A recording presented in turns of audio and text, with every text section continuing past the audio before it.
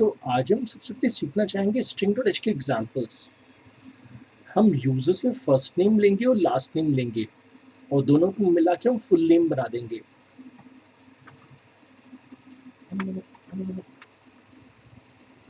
अब देखिए इसका एल्गो क्या है। हम स्टेप फर्स्ट में कहेंगे इनपुट फर्स्ट नेम ना, स्टेप 2 में कहेंगे इनपुट लास्ट नेम। अब हमारे स्ट्रिंग डॉट एच में एक फंक्शन है स्ट्रिंग कॉपी।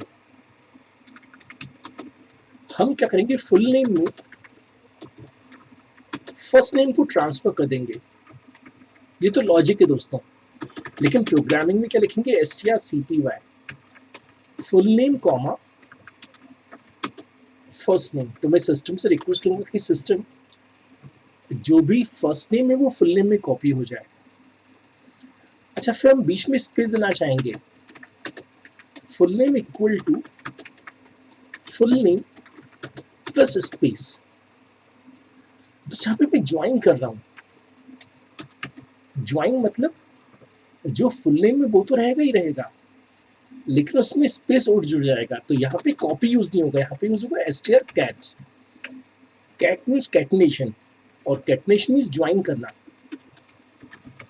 गलती से अगर हम कॉपी करते दोस्तों तो कॉपी में डेटा मिट जाता, केवल स्पेस बचता, जबकि हम चाहते हैं कि फुल नेम में स्पेस जुड़ जाए लास्ट में, तो ये स्पेस जुड़ जाएगा।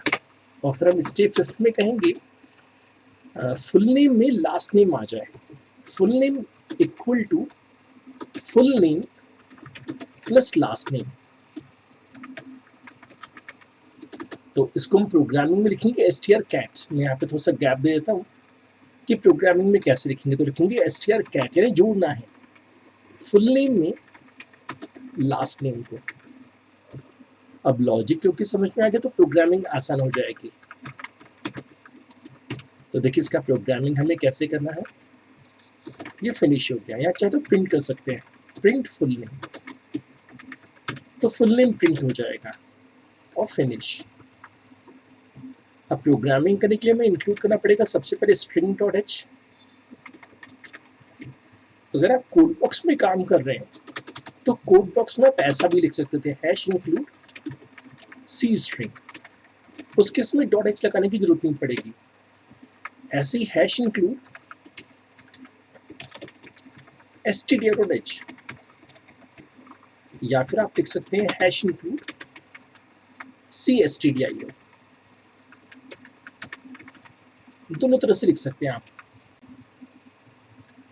मेन फंक्शन, सी लैंग्वेज में सबसे पहले वेरिएबल डिक्लेरेशन होता है। तो हमने कुछ दिन पहले सीखा था कि स्ट्रिंग कैसे बनाते हैं।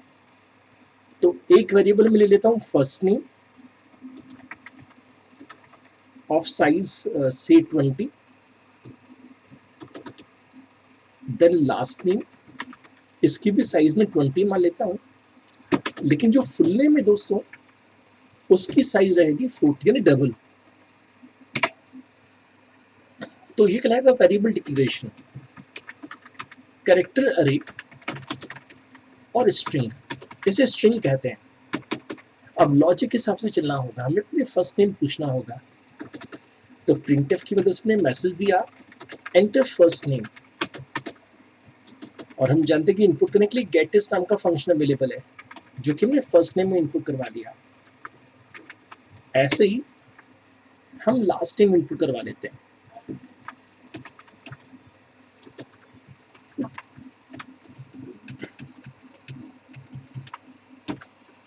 अब जैसा कि लॉजिक लिखा था कि हमें कॉपी करना है, कैसे कॉपी करना है,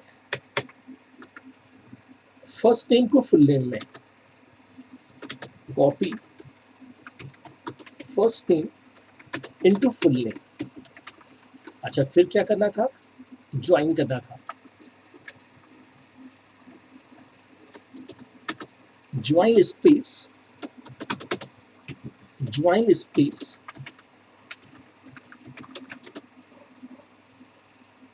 विथ फुल नेम,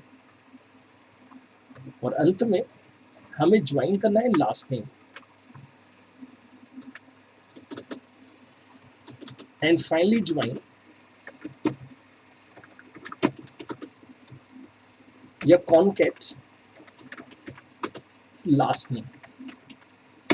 अब हमें प्रिंट करवाने के लिए कहा गया है, लेकिन मैं सोच रहा हूँ कि प्रिंट करवाने से पहले अपर केस कर दिया जाए। तो यहाँ पे एक फंक्शन है strupr, जिससे कि हमारा जो फुल नेम है वो कैपिटल हो जाएगा। Convert to upper case, upper case को कैपिटल केस भी कहते हैं। मैं सोच रहा हूँ कि लेंथ भी फाइन कर लेता हूँ। एक वेरिएबल लेते हैं लेंथ, इंटीजर लेंथ, और लिख रहे हैं length equal to strlen of full name, जिससे कि हमें फुल नेम की लेंथ मिल जाए। To calculate length of the string. अब हम प्रिंट करवाना चाहेंगे, हम प्रिंट करना चाहेंगे full name equal to %s, क्योंकि स्ट्रिंग के लिए %s यूज होता है। लेंथ इक्वल टू %d, क्योंकि इंटीजर है। तो फुल नेम भी प्रिंट हो जाएगा और लेंथ भी प्रिंट हो जाएगी। लास्ट में रिटर्न 0 और हमारा प्रोग्राम अब कंप्लीट हो चुका है। इसे हम यहाँ से कॉपी कर लेते हैं और यहाँ पेस्ट कर लेते हैं। सेव। ये हमारा आज का पहला प्रोग्राम है, combining first and last name to make full name .cpp। ऐसे कंपाइल कर लेते हैं। सब कुछ ओके है तो इसे रन करके देख सकते हैं। मुझसे फर्स्ट नेम पूछा जा रहा है, तो हमने कहा से सचिन। लास्ट नेम मैंने कहा तेंदुलकर।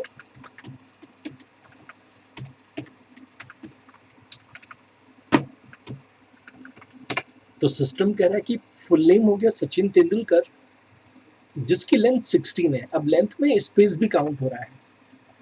अच्छा, यहाँ पे एक फंक्शन होता है स्ट्रिंग रिवर्स। हम चाहते तो यहाँ पे स्ट्रिंग रिवर्स भी कर सकते थे, हालांकि यहाँ रिवर्स की जरूरत नहीं है, लेकिन रिवर्स भी किया जा सकता है। हम इसे फिर से कंपाइल करते हैं और फिर से रन करते हैं। हमने कहा राजू रस्तोगी, तो आप देख सकते हैं राजू रस्तोगी तो प्रिंट हो रहा है, लेकिन रिवर्स में प्रिंट हो रहा है क्योंकि हमारी स्ट्रिंग रिवर्स हो गई। तो यहाँ पे वापस हम कर देते हैं स्ट्रिंग अपर, लेकिन अपर की जगह हम लोअर भी लगा सकते थे। लोअर से सभी लेटर्स लोअर केस में हो जाते हैं। इसे कंपाइल करते हैं और रन करते हैं। जैसे अभी मैं कह रहा हूँ फरहान कुरैशी, तो आप देख सकते हैं फरहान कुरैशी के जितने भी लेटर्स हैं सबके सब स्मॉल केस हो गए। लेकिन ऑफिशियली जब हम सॉफ्टवेयर बनाते हैं तो हमें अपर केस नेम चाहिए होता है, जिस कारण से यहाँ पे strupr यूज करना ठीक रहेगा।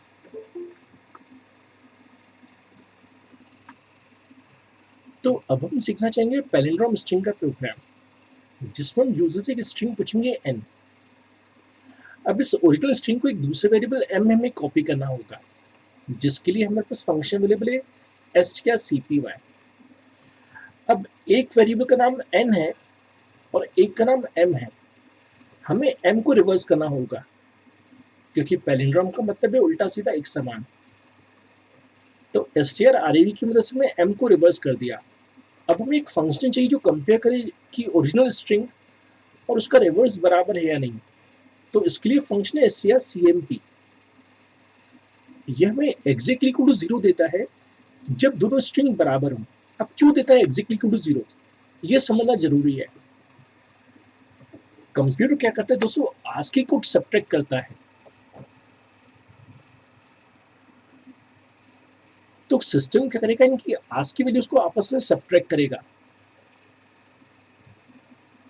तो इनकी कुछ ना कुछ वैल्यू होगी। तो n minus n 0, a minus a 0, y minus y 0, 0 0। तो कंक्लूजन निकला कि जब दोनों स्ट्रिंग बराबर होती हैं तो हमें एग्जैक्टली कोड 0 मिलता है। अब मान लो कि पहली स्ट्रिंग होती ए, दूसरी स्ट्रिंग होती बी। हम जानते कि ए का आस्की कोड है 65, बी का आस्की कोड है 66। जब हम सब्ट्रैक्शन करते तो -1 आता, मीन्स पहली स्ट्रिंग छोटी है। अगर पहली स्ट्रिंग बी होती, दूसरी स्ट्रिंग ए होती, तो हमें मिलता है पॉजिटिव वैल्यू यानी +1। तो स्ट्रिंग कंपेयर की 3 पॉसिबल वैल्यूज हैं। एग्जैक्टली इक्वल टू जब दोनों स्ट्रिंग सेम होती हैं, नेगेटिव वैल्यू अगर पहली स्ट्रिंग छोटी होगी, और पॉजिटिव नंबर अगर पहली स्ट्रिंग बड़ी होगी। अब यहाँ पे मैं लिख रहा हूँ strcmp, ये केस सेंसिटिव है, लेकिन आगे चल के हम यूज करेंगे strcmpi या stricmp। कारण है कि पहली बार तो मैं नयन ऐसा इनपुट करूंगा, लेकिन नेक्स्ट टाइम मैं नयन ऐसा इनपुट करूंगा। अब परेशानी क्या है कि जब इस नयन का रिवर्स होगा तो ये कुछ ऐसा नयन बन जाएगा। अब ये दोनों मैच नहीं होंगे, लेकिन जब हम strcmpi या stricmp लगाएंगे तो कंपेयर हो जाएगा, क्योंकि यहाँ पे आई का मतलब है इग्नोर केस। हम सिस्टम से कह रहे हैं कि सिस्टम आप केस को इग्नोर कीजिएगा, तब जाके ये प्रॉपर्ली वर्क करेगा। तो अब हमें इसका प्रोग्राम डिजाइन करना होगा। तो हमेशा की तरह कुछ हेडर फाइल्स हमें इंक्लूड करनी होंगी।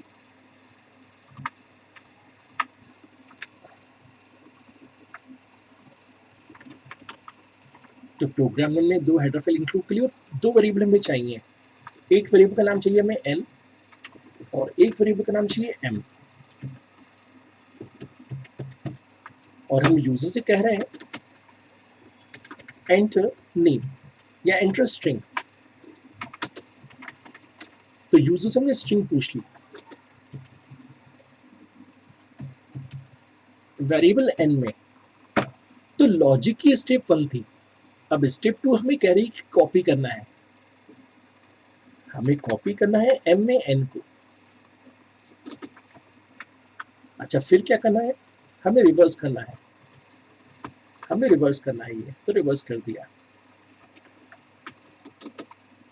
अब एक बार जब रिवर्स हो जाए तो हमें कंपैरिजन करना है। ये हमने कंपैरिजन कर लिया, और अगर कंपैरिजन मैच हो जाए तो हम कहेंगे print F string %s is palindrome. और अगर नहीं मैच करे तो हम कहेंगे कि जो स्ट्रिंग हमने इनपुट की है वो नॉट पैलिंड्रोम है। लास्ट में दोस्तों return 0,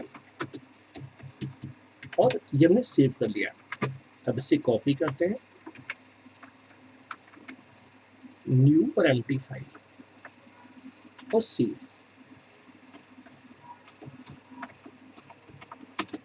palindrome string example .cpp ऐसे कंपाइल कर लेते हैं। ओके, अब इसे रन करते हैं। तो जैसा कि मैं आपसे कहा कि पहले मैं सिंपल नयन दूंगा, तो सिस्टम कह रहा है कि सिंपल जो नयन है वो पैलिंड्रोम है। अब इसे फिर से रन करते हैं। अब की बार मैं ऐसा नयन दे रहा हूँ, तो सिस्टम कहेगा ये पैलिंड्रोम नहीं है, क्योंकि अपर केस लेटर्स और लोअर केस लेटर्स की आस्की वैल्यू डिफरेंट होती है।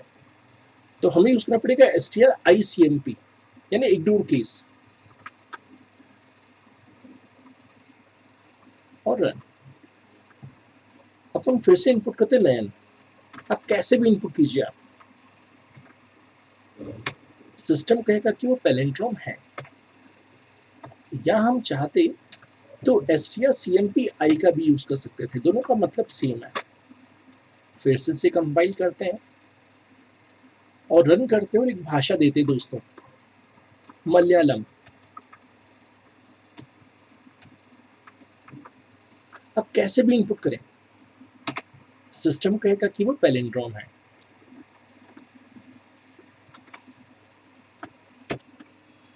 दोस्तों में लास्ट टाइम डिस्कशन क्या था कि हमें नंबर को रिवर्स करना है।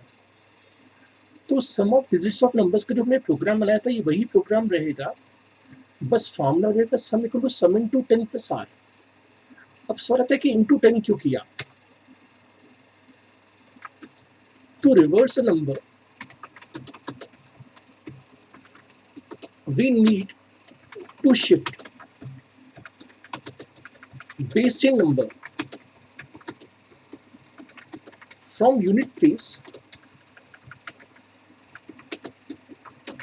to 10th place, and 10th place number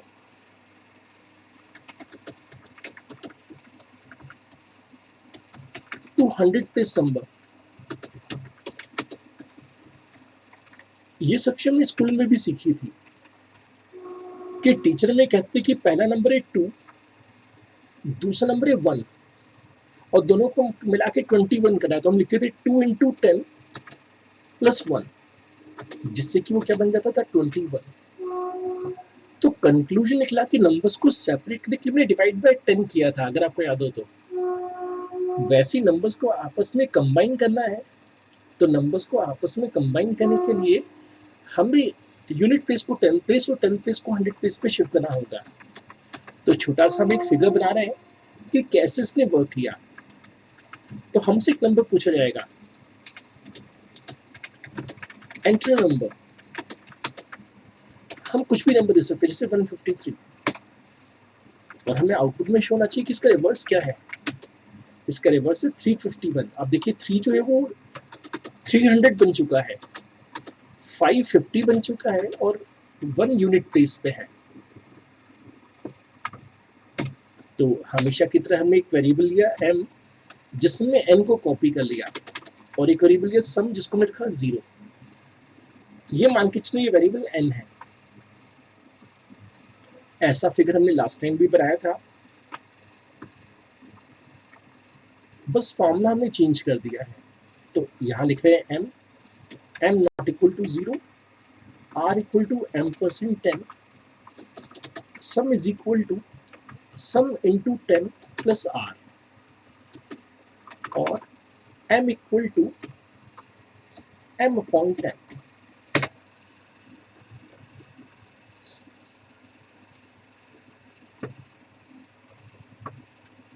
अब पहली बार m जो है 153 है,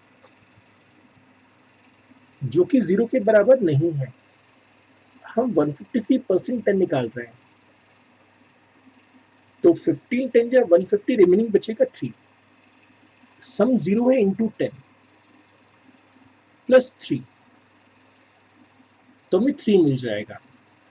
153 अपॉन 10, इसकी integer value 15। Next time 15 not equal to 0, 15% 10, 10 1 जा 10, रिमेनिंग इज 5। अब दोस्तों हम सिस्टम से करें कि जो यूनिट प्लेस नंबर है अब वो 10th प्लेस नंबर पे पहुंच जाए, क्योंकि जब हम 3 को 10 से मल्टीप्लाई करेंगे तो 30 बन जाएगा, प्लस नया रिमाइंडर, तो नंबर बन जाएगा 35। अच्छा, अब हमें करना है 15 अपॉन 10, उसकी इंटीजर वैल्यू, तो आएगा 1। 1 not equal to 0, condition true. 10 0 है 0, रिमेनिंग इज 1। अब 3 और 5 दोनों की पोजीशन शिफ्ट करनी है, तो हमने 3 और 5 को 10 से मल्टीप्लाई किया। अब क्योंकि 10 से मल्टीप्लाई किया तो जो 5 था वो 10th प्लेस पे चला जाएगा, और जो 3 था वो 100 प्लेस पे चला जाएगा, प्लस 1, तो ये बन जाएगा 351। 1 अपॉन 10, इसकी इंटीजर वैल्यू 0। हमने कहा था कि लूप तब तक चलना चाहिए जब तक हम 0 ना पहुंच जाए, लेकिन अब क्योंकि 0 पहुंच चुके हैं तो ये स्टॉप हो गया। और आप देख सकते हैं जो भी हमने नंबर इनपुट किया ये उसका रिवर्स बन गया। अच्छा, सेकंड टाइम जब मैं इस प्रोग्राम को रन करूंगा दोस्तों, तो मैं इनपुट करूंगा 121, तो 121 का रिवर्स भी क्या बनेगा 121, और हमने अभी भी पढ़ा था उल्टा सीधा एक समान, क्योंकि इसका रिवर्स भी 121 आएगा, तो इसको हम कहेंगे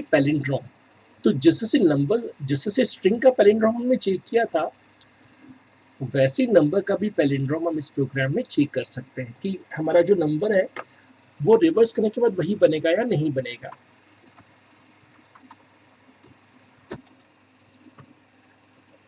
हमेशा की तरह हमने प्रोग्राम में कुछ वेरिएबल्स डिफाइन किए हैं, n, m, r, sum. User से हमने नंबर ले लिया एन नाम के वेरिएबल में और हमने एन की कॉपी बना दी एम में, जिससे कि ओरिजिनल वेरिएबल डिस्टर्ब ना हो। जैसा कि हमने फिगर देखा कि लूप तब तक चलता है जब तक कि एम जीरो ना हो जाए। तो सिस्टम से हमने कहा कि सिस्टम आपको लूप परफॉर्म करना है जब तक कि m not equal to zero है। हर बार हम रिमाइंडर फाइंड कर रहे हैं, हर बार हमने रिमाइंडर फाइंड किया और ये फॉर्मूला अप्लाई कर दिया, सम इंटू 10 प्लस आर। इससे एडवांटेज क्या होगा कि जो भी नंबर हम देंगे वो रिवर्स होता चला जाएगा। अब जैसे किसी फ्रेंड ने कहा सर हमें रिवर्स प्रिंट करवाना है, तो रिवर्स प्रिंट भी करवा सकते हैं। Print F reverse number is percent D. लेकिन अगर आपसे कहा जाए कि पैलिंड्रोम चेक करना है तो उसके इसमें कोई इफ कंडीशन लगानी पड़ेगी कि क्या ओरिजिनल नंबर और जो रिवर्स नंबर है, रिवर्स नंबर सम में स्टोर्ड है, क्या रिवर्स नंबर और सम बराबर है क्या? अगर दोनों नंबर बराबर आ गए हैं, जैसे हम इनपुट करेंगे 121, तो 121 के केस में दोनों मैच हो जाएंगे, तो सिस्टम कहेगा कि दोनों पैलिंड्रोम है, नहीं तो कहेंगे कि वो नॉट पैलिंड्रोम। तो हमें अब इस प्रोग्राम को कंपाइल रन करना होगा।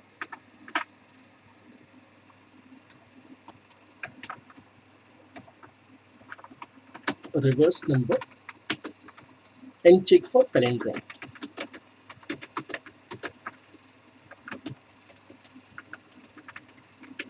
.cpp इसे कंपाइल कर लेते हैं।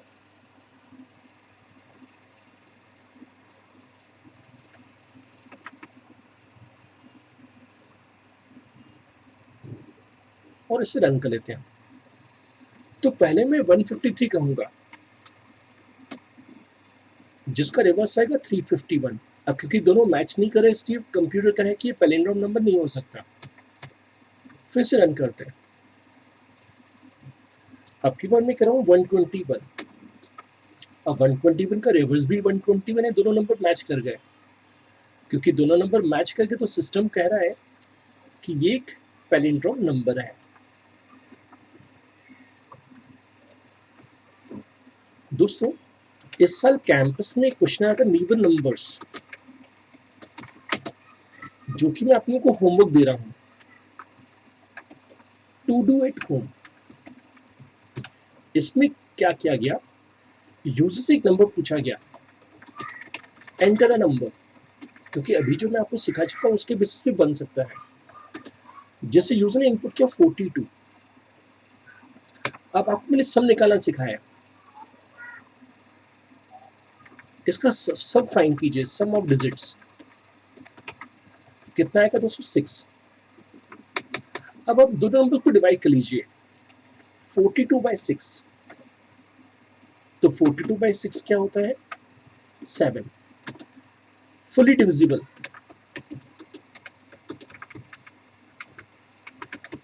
यानी रिमाइंडर 0, यानी if n% sum exactly equal to 0, भाई फुली डिविजिबल का मतलब कि रिमाइंडर 0 बचेगा, तो हम कहेंगे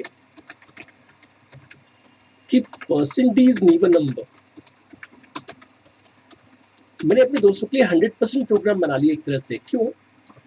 क्योंकि हमने पिछले हफ्ते सीखा था कि कैसे सम फाइंड करना है। बस आर्मस्ट्रांग नंबर की कंडीशन क्या थी, हम लिखते थे ऐसा, सम इक्वल टू n। आपको बस ये कंडीशन मिटानी है दोस्तों। कंडीशन को ये लिखना है, if n% sum exactly equal to 0 तो even numbers, else not even number. तो पूरा प्रोग्राम ओरिजिनल प्रोग्राम है, just due to introduce this if condition. जैसे हमने सेकंड टाइम क्या इनपुट किया, जैसे 121, तो इसका हमने इनपुट किया 121, इनका सम क्या आएगा, जो आएगा 4। तो क्या 121 4 से डिविजिबल है क्या, नहीं। 121 को 4 से डिवाइड करेंगे तो कुछ रिमेनिंग वैल्यू बच जाएगी। वन रिमेनिंग बच जाएगा। तो कंक्लूजन निकला नॉट फुली डिविजिबल। तो नीबल नंबर्स की डेफिनेशन क्या निकली? Given number is divisible by is fully divisible by sum of its digits। तो हमने जो ओरिजिनल प्रोग्राम सीखा था उसी में बस हमें इफ कंडीशन कुछ चेंज करनी है तो नीबल नंबर्स का प्रोग्राम बन सकता है। अब तक हमने सीखा है वाइल और डू वाइल लूप, लेकिन अब हम फोकस करना चाहेंगे फॉर लूप पे। तो इसकी खासियत क्या है? It is easier to use compare to while loop,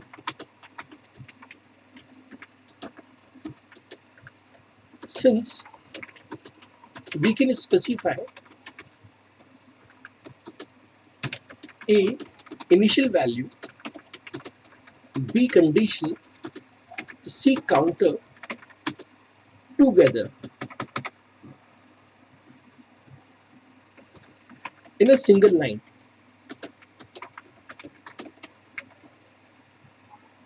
तो वाइल लूप की खराबी क्या है? इनिशियल वैल्यू बाहर देनी पड़ती है, कंडीशन आपको वाइल में लिखनी पड़ती है और अंदर कहीं काउंटर लिखना पड़ता है। लेकिन हमें पता है कि हर लूप में तीन चीजें आती ही हैं, तो कितना अच्छा हो कि तीनों चीजें एक साथ आ जाए। तो उसका सिंटेक्स कैसा है? जो पहला सिंटेक्स में लिखा हुआ है सब में काम करता है, सी में भी, सी प्लस प्लस में भी, जावा और सी शार्प में भी। हमें लिखना पड़ता है डेटा टाइप, फिर वेरिएबल, फिर लिखना पड़ता है फॉर वेरिएबल को इनिशियल वैल्यू, यहाँ ध्यान रखिएगा सेमीकोलन है यहाँ पे, फिर कंडीशन, सेमीकोलन और फिर काउंटर। तो जैसा कि हमने आपसे कहा कि तीनों चीज साथ में आ जाती, तो तीनों चीज साथ में आ गई। और फिर जो भी स्टेटमेंट्स देने हो आप लोगों को, स्टेटमेंट्स आप यहाँ लिख सकते हैं। जैसे अगर मैं एग्जाम्पल की बात करूं तो हमने कुछ दिन पर एक सीरीज देखी थी दोस्तों, हमने एक सीरीज देखी थी 1 2 3 4 5। उसको यहाँ डिजाइन करना कितना आसान हो जाएगा। हम सिस्टम से करें कि सिस्टम में एक वेरिएबल चाहिए इंटीजर आई, और हम सिस्टम से कहें कि हमें आई को शुरू करना है 1 से, कहाँ तक ले जाना है? जब तक कि वो लेस देन इक्वल टू 5 हो, और फिर आई प्लस प्लस। हम सभी जानते हैं कि आई प्लस प्लस का मतलब है इंक्रीमेंट बाय 1, और यहाँ पे हमें प्रिंट करना है। हमें क्या प्रिंट करना है? हमें परसेंट डी फिर स्लैश टी, जैसे स्पेस आ जाए, और आई को प्रिंट करना है। तो सिस्टम आई इक्वल टू 1 से शुरुआत करेगा और 1 प्रिंट कर देगा, फिर इंक्रीमेंट करके 2 कर देगा, फिर कंडीशन चेक करेगा। तो ये सिलसिला तब तक चलता रहेगा जब तक कि हम 5 तक प्रिंट करें। जैसे ही 6 होगा तो कंडीशन फॉल्स हो जाएगी। अब दोस्तों एक और सिंटेक्स है जो कि सी प्रोसेस में इंट्रोड्यूस किया गया। तो सेकंड सिंटेक्स सी में नहीं है, ये सी प्रोसेस जावा और सी शार्प में है। ये कह रहा है कि डेटा टाइप आपको बाहर देने की जरूरत नहीं है, डेटा टाइप भी आप साथ में दे सकते हैं। तो अब हमें बाहर इंटीजर आई डिफाइन करने की जरूरत नहीं है, जहां पे हमने फॉर लूप परफॉर्म किया है वहीं पे हम इंटीजर आई लिख सकते हैं। तो आपसे वाइवा में सवाल पूछा जाएगा कि सी के लूप में और सी प्लस के लूप में क्या डिफरेंस है। तो सी प्लस में डायरेक्टली भी यहाँ पे वेरिएबल डिफाइन कर सकते हैं। तो अब हम फॉर लूप का यूज सीखना चाहेंगे फैक्टोरियल के प्रोग्राम के लिए। तो हमने दो वेरिएबल डिफाइन किए, एक वेरिएबल इंटीजर एन जिसमें हम यूजर से नंबर पूछेंगे, और एक डबल वेरिएबल एम। पिछली बार जब हमने ये प्रोग्राम बनाया था तब हमने इंटीजर रखा था एम को। अब इंटीजर की रेंज कम होती है। अब देखिए इंटीजर की रेंज होती कितनी है, जिसके हम साइंटिफिक कैलकुलेटर का यूज कर रहे हैं। इंटीजर कंज्यूम करता है 4 बाइट्स, 4 बाइट्स मीन्स 32 बिट। तो 2 का पावर 31, तो ये रेंज होती है 2147483648। नेगेटिव से लेके पॉजिटिव में एक कम। यहाँ मैंने पावर 31 इसलिए किया क्योंकि ये साइन नंबर है, हाफ पोर्शन नेगेटिव में जाता है और हाफ पोर्शन पॉजिटिव में, जिस कारण से हम इससे बड़े नंबर का फैक्टर नहीं निकाल पाएंगे, जिस कारण से यहाँ पे डेटा टाइप डबल रखा हुआ है। हम जानते हैं कि प्रोडक्ट की इनिशियल वैल्यू 1 होती है, अगर हम यहाँ पे सम फाइंड कर रहे होते तो यहाँ 0 रखते, और उस केस में हम यहाँ पे सम फाइंड करते,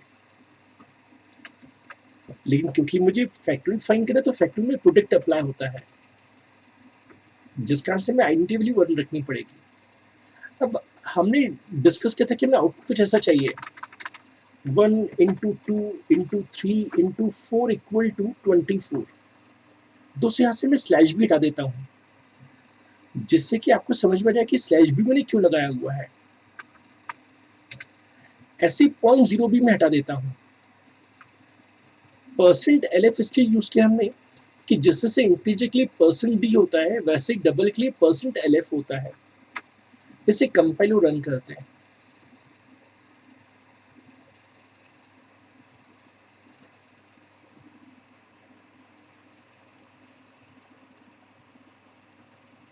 अब इसे रन किया जा सकता है और हमसे एक नंबर मांगा जाएगा।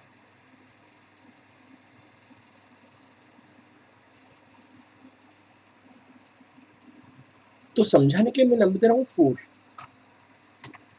तो देखिए दोस्तों कैसा आउटपुट आ रहा है, 1 into 2 into 3 into equal to. अब आपको मैंने सिखा था स्लैश बी, स्लैश बी का काम है 1 कैरेक्टर बैक। तो हम चाहेंगे कि इक्वल टू प्रिंट होने से पहले एक कैरेक्टर बैक आ जाए, जिससे कि ये जो अंतिम इक्वल इनटू है वो मिट जाए। तो हम इसके लिए यूज करेंगे एस्केप सीक्वेंस स्लैश बी। तो चलिए अब एस्केप सीक्वेंस स्लैश बी यहाँ पे इंट्रोड्यूस कर दिया जाए। ये हमने स्लैश बी इंट्रोड्यूस कर दिया, जिससे कि जो अंतिम इनटू है वो मिट जाएगा। फिर से कंपाइल करते हैं और इसे रन करते हैं।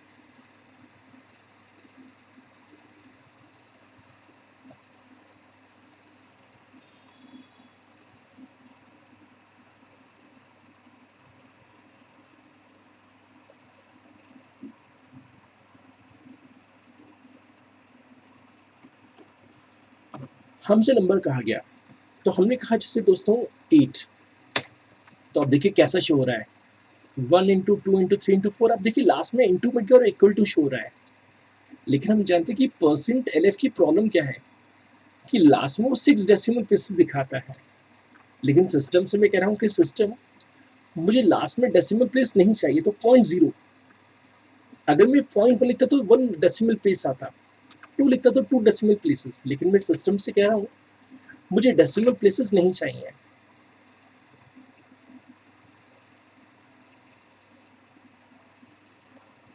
इसे कंपाइल करते हैं और इसे रन करते हैं।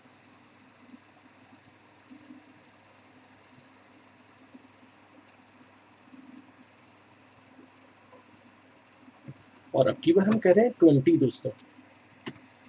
तो देखिए सिस्टम शो कर रहा है 1 into 2 into 3 into 4 up to 20 तक, और उसका जो आंसर है दोस्तों वो आंसर भी शो हो रहा है। और आप देख सकते हैं ये जो आंसर है दोस्तों, ये इंटीजर की रेंज से बहुत ज़्यादा बड़ा है वैल्यू, जिस कारण से टीचर ने यहाँ पे इंटीजर ना यूज करके डबल डी टाइप का यूज किया।